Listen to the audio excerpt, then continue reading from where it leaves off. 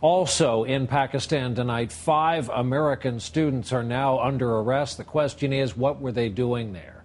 Pakistani authorities say they tried to meet up with terror groups there but were turned away. And U.S. investigators also now believe at least some of them were up to no good and may have actually intended to wage a kind of holy war on American troops in Afghanistan. Our justice correspondent Pete Williams has been following this. He's in our Washington newsroom again tonight. Pete, good evening. Brian, these 5 young men aroused the suspicions of their families when they abruptly left the U.S. 2 weeks ago for Pakistan. Now it appears they were also considered suspicious by the terror groups they apparently tried to link up with. The 5 students, all U.S. citizens and close friends, were arrested in eastern Pakistan Wednesday at this house, owned by the uncle of one of the men.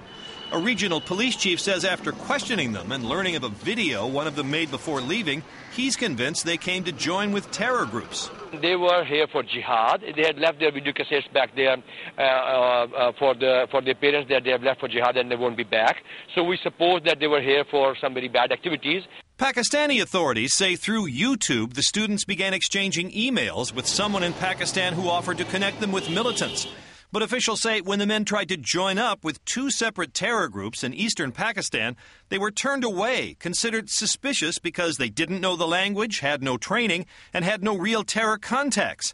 U.S. authorities say the men attended the same suburban Washington, D.C. mosque and that one of them, Rami Zamzam, a Howard University dental student, appears to have been the instigator. His younger brother defended him. Was he a good guy?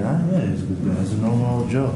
The arrests come the same week that authorities charged a Chicago man with helping to plan last year's deadly attacks in Mumbai, India, and a month after a Muslim U.S. Army doctor fired on his fellow soldiers at Fort Hood. U.S. Muslim groups say they must do more to counter widespread videos that radicalize some Americans by painting a violent and distorted picture of Islam. Unfortunately, young people are getting much of their information from the Internet, and a lot of that information leads in the direction of extremist religious views. U.S. officials say they believe at least some of the students, by the time they got to Pakistan, were beginning to get cold feet, and one Pakistani official described them to NBC News as, quote, jokers.